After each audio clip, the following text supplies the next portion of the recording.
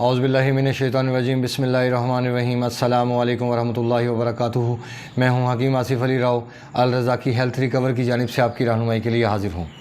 आज का जो मौजू तरतीब दे रहे हैं ये पाकिस्तान बल्कि पूरी दुनिया के अंदर इन जैसे मसाइल का सामना लोगों को है।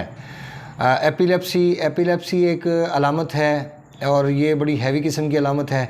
इस अलामत में होता क्या है कि इंसान को एकदम दौरा पड़ता है और दौरा पड़ते ही उसका जो ज़ुबान है वो उसकी ज़ुबान के नीचे, उसके दांतों के नीचे आ जाती है। उसकी जैसे टंग उसकी टीथ के नीचे आती है तो वो कट जाती है और उसके बाद उसका मुंह ब्लड आना शुरू हो जाता है, मुंह भरना शुरू हो जाता है। बाज़ बेवकूफ़ लोग ऐसी कंडीशन में जो पेशेंट होते हैं उनको जूती सूंघाते हैं, बाज़ मुख्तलिफ़ टोटके इख्तियार करते हैं, लेकिन ये सब चीज़ें बेकार साबित होती हैं। याद रखें जो एपिलेप्सी है, एपिलेप्सी एक अलामत के तौर पे सामने आती है और अलामत ये है नर्वस सिस्टम से मुतल्लिक। इंसान का जो दिमाग है, इंसान के असाब, ये उससे मुतल्लिक अलामत है।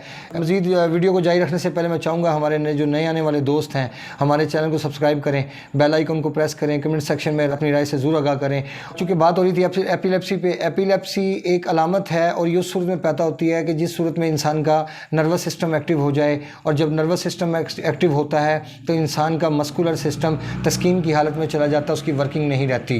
तो इस हालत में चूँकि खून का इज्तिमा जो सा होता है वो इंसान के नर्वस सिस्टम के ऊपर होता है और खौफ की कैफियत ज़्यादा होती है कि ऐसे मरीज़ की जो कैफियत होती है वो जब भी उसको झटका लगता है, जब भी उसका दिमाग के ऊपर प्रेशर बढ़ता है तो खून की जो नॉर्मल सप्लाई है वो दिल के पास कम होना शुरू हो जाती है, और जैसे ही खून दिल के पास कम होना शुरू हो जाता है तो फिर उस सूरत में ये झटका लगना और ये दौरा पड़ना एक फितरी अमर है। ये अमेरिका जैसे मुल्कों के अंदर भी ये चीज़ें मौजूद हैं, बरतानिया यूरोपियन कंट्री के अंदर भी ये चीज़ें मौजूद हैं। उसकी वजह कि वो ठंडे माहौल, ठंडे इलाकों में रहते हैं और ठंडे इलाकों में रहने की वजह से उनकी जो चीज़ें हैं वो ज़्यादा से ज़्यादा जो चीज़ें होती हैं वो रतूबात पर मुश्तमिल होती हैं। जैसे वो सूअर का गोश्त खाते हैं। अब सूअर के गोश्त के बारे में बहुत ज़्यादा कबातें आई हैं और ये एक ऐसी चीज़ है कि जो नजिस है, और अगर इसके ऊपर हम बात करेंगे तो ये वीडियो बहुत तवालत इख्तियार कर जाएगी। लिहाजा हम अपने मौजू की तरफ आते हैं। जो एपिलेप्सी है इसको ठीक करने के हवाले से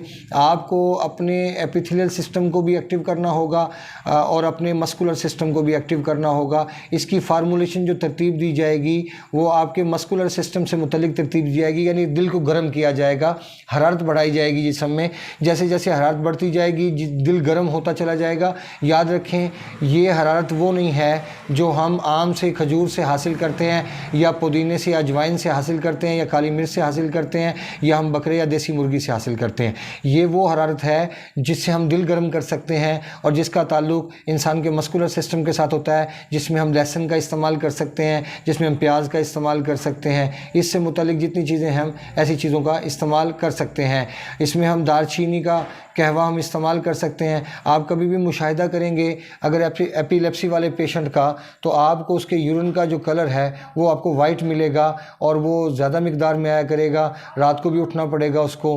तो ऐसी कंडीशन में सिर्फ इसको पेशाब को ही कंट्रोल कर लिया जाए और उसकी ठंडक को रिमूव कर दिया जाए और उसके मस्कुलर सिस्टम को एक्टिव कर दिया जाए तो फिर कभी भी ऐसा नहीं होता कि दोबारा फिर ऐसे मामला, ऐसी चीज़ों का सामना करना पड़े। क्योंकि ये केस इतने ज़्यादा नहीं होते, लेकिन ये सीधा केस हर जगह पे दुनिया के हर कोनों में मौजूद हैं।